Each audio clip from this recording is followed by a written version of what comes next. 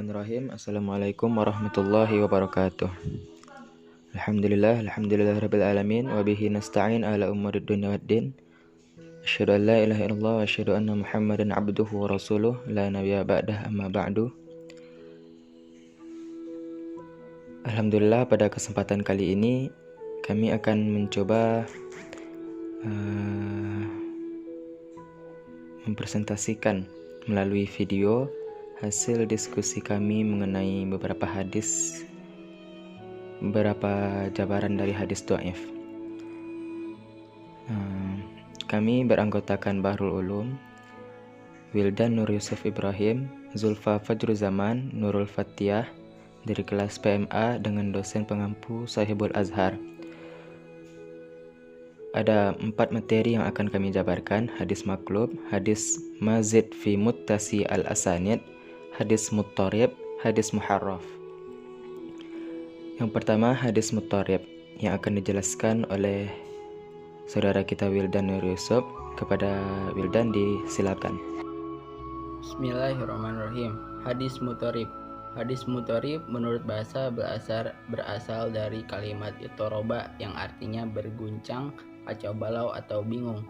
Sedangkan menurut istilah yakni hadis yang bertentangan baik dalam sanadnya atau dalam matanya, dikarenakan adanya penambahan atau pengurangan pada redaksi hadis tersebut sehingga hadis tersebut tidak bisa digabungkan atau tidak bisa ditarjih.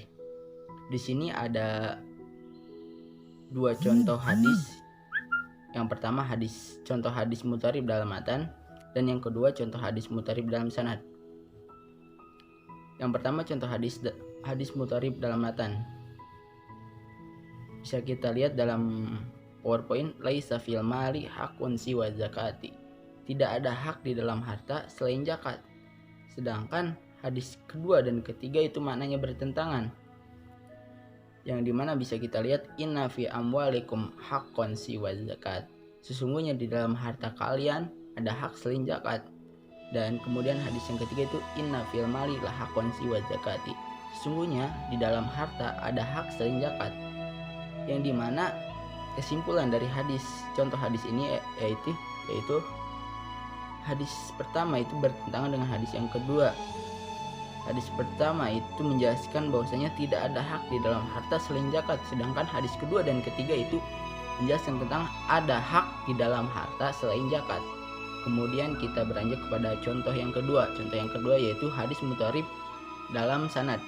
Hadis muttarib dalam sanad bisa kita lihat dalam PowerPoint ini dari sahabat Ibnu Abbas berkata, sahabat Abu Bakar radhiyallahu anhu bertanya, "Wahai Rasulullah, engkau telah beruban?"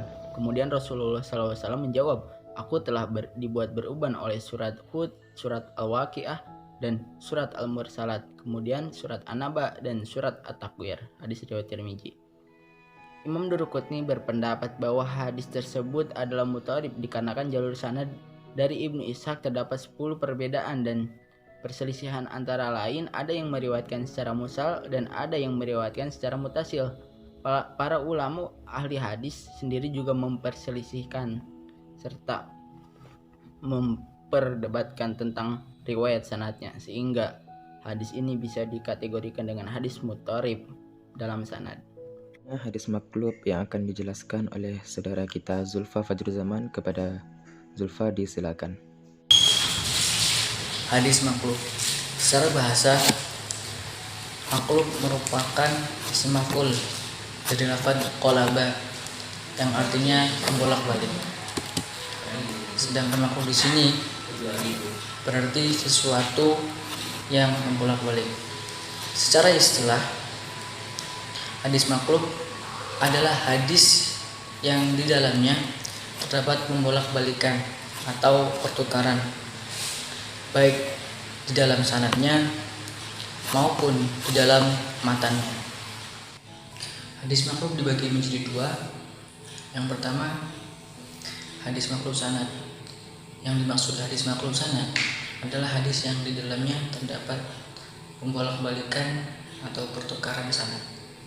Adapun bentuknya, yang pertama, pembolak-balikan dan penukaran nama asli rawi dan nasabnya. Misalnya Ka'ab bin Murrah, tapi dibalik menjadi Murrah bin Ka'ab. Adapun yang bentuk yang kedua, yaitu membalik dan menukar urut rawi di dalam nasab. Misalnya Fulan C dari Fulan B dari Fulan A, tapi dibalik menjadi Fulan B dari Fulan C dari Fulan A. Adapun bentuk yang ketiga, membalik dan menukar nama seorang rawi dengan rawi yang lain dari matan yang berbeda. Adapun contoh hadis maklub, yaitu hadis tentang menjual wala atau kepemilikan, yang artinya sesungguhnya Rasulullah SAW melarang penjualan wala atau kepemilikan dan juga menghibahkannya. Hadis tersebut memiliki beberapa jalur sanad. Salah satu jalur sanad yang dinilai maklub adalah dari Yahya bin Sulaim, dari Ubaidillah bin Umar, dari Nafi', dari Ibnu Umar. Pasalnya, sanad yang sahih adalah dari Ubaidillah bin Umar, dari Abdullah bin Dinar, dari Ibnu Umar. Di sini Yahya bin Sulaim melakukan kesalahan, yaitu mengganti rawi bernama Abdullah bin Dinar dengan Nafi'. Pasalnya, Ibnu Umar tidak pernah meriwayatkan hadis tersebut, kecuali hanya kepada Abdullah bin Dinar. Hadis maklub yang kedua adalah maklub matan. Hadis maklub matan yaitu hadis yang di dalamnya terdapat pembolak-balikan atau penukaran di dalam matannya.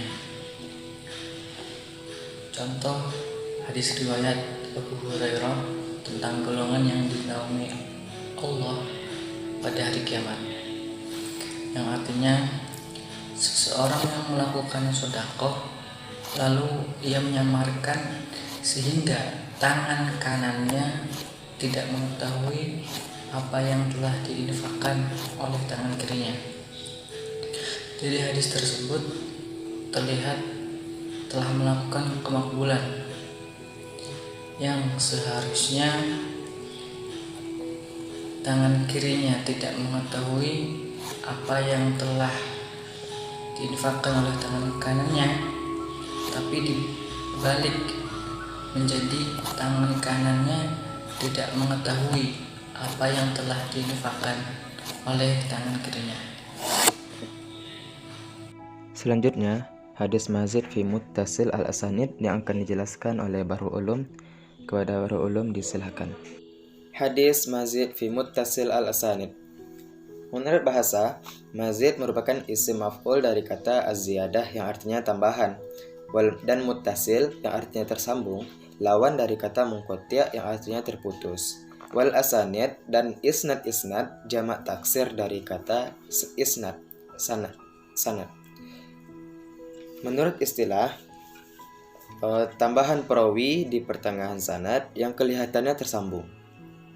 Contohnya, dalam lafaz Arabnya, Marwa Ibnu Mubarak qala haddatsana Sufyan an Abdurrahman bin Yazid haddasani Busra bin Ubaidillah qala sami'tu Aba Idris qala sami'tu Wathilah yaqul sami'tu Aba Marthad yaqul sami'tu Rasulullah sallallahu alaihi wasallam yaqul la tajlisu 'alal quburi wa la tusallu ilaiha. Penjelasan hadis, terdapat tambahan di dua tempat. Pertama pada lafaz Sufyan, kedua pada lafaz Abu Idris. Penyebab tambahan itu karena keraguan. Ada kitab yang terkenal mengenai mazid fi muttasil asanid, yaitu kitab yang bernama Tamyiz al-Mazid fi muttasil al-asanid karya Khatib al-Baghdadi. Baiklah, lanjut ke pembahasan hadis muharraf yang akan dijelaskan oleh saudari kita Nurul Fatiyah. Kepada beliau disilahkan. Bismillahirrahmanirrahim. Baik, selanjutnya tentang hadis muharraf. Adapun pengertian hadis muharraf yakni menurut bahasa, muharraf merupakan isim maf'ul dari lafaz harrofa yang berarti memutarbalikkan. Sedangkan muharraf sendiri berarti sesuatu yang diputarbalikkan. Adapun menurut istilah yang bersumber dari kitab Minhatul Mughis dijelaskan sebagai berikut. Huwa ma taghayyara fihi aw fi sanadihi syaklul huruf, yang artinya yaitu hadis yang terjadi perubahan syakal hurufnya di dalam matan atau di dalam sanadnya. Sedangkan yang dimaksud dengan syakal huruf adalah hurufnya, yaitu fathah, fathah tain, dhammah, dhammah tain, kasrah, kasrah tain, sukun dan tasydid. Dan sebagaimana yang kita ketahui, apabila terjadi perubahan lafaz pada suatu kata dalam hadis, maka akan berubah juga maknanya. Maka dari itu pentingnya kita mempelajari kaidah-kaidah bahasa, baik itu nahwu, shorof, ataupun melihat kepada sumber-sumber kitab ataupun para ahli dari ulumul hadis sendiri. Perubahan makna yang terdapat pada hadis muharraf itu ada yang menyimpang, ada yang menyimpang jauh, ada juga yang tidak terlalu berbeda dari kaidah kata yang sebenarnya. Hal ini terjadi karena hadis muncul pada zaman Rasulullah, yang pada zaman itu tidak terdapat Rasulullah dan para sahabat tidak menggunakan titik maupun harokat. Namun yang dimaksud hadis muharraf di sini ialah perubahan harokat yang menjadikan makna huruf 180 derajat berubah daripada makna aslinya, sehingga hal itu pun akan terjadi kegagalfahaman dalam pemaknaan hadis tersendiri. Adapun contoh hadis yang diriwayatkan oleh sahabat Jabir yakni Rumiya Ubayyu yaumal ahzabi alal akhalihi fakawahu Rasulullah sallallahu alaihi wasallam, yang artinya Ubay bin Ka'ab terkena panah pada hari perang Azhab atau perang Khandaq pada urat nadinya. Lalu Rasulullah sallallahu alaihi wasallam menyudut lukanya dengan besi panas. Hadis riwayat Muslim nomor 4089. Terkait penjelasan dari hadis muharraf di atas, Ghandar pernah meriwayatkan hadis tersebut dengan mengubah lafaz Ubayyu, yang dimaksud itu adalah Ubay bin Ka'ab, menjadi abi, yaitu ayahku. Jadi di sini seolah yang terkena panah itu bukanlah sahabat Ubay bin Ka'ab radhiyallahu anhu, tetapi ayah sahabat Jabir radhiyallahu anhu. Padahal ayah sahabat Jabir telah meninggal dunia sebelum perang Azhab terjadi. Nah, paparan yang telah kami paparkan di dalam video presentasi kali ini. Jika terdapat pertanyaan atau sanggahan atau saran yang akan disampaikan, kami silakan. Wabillahi taufiq wal hidayah wa ridho wa inayah. Assalamualaikum warahmatullahi wabarakatuh.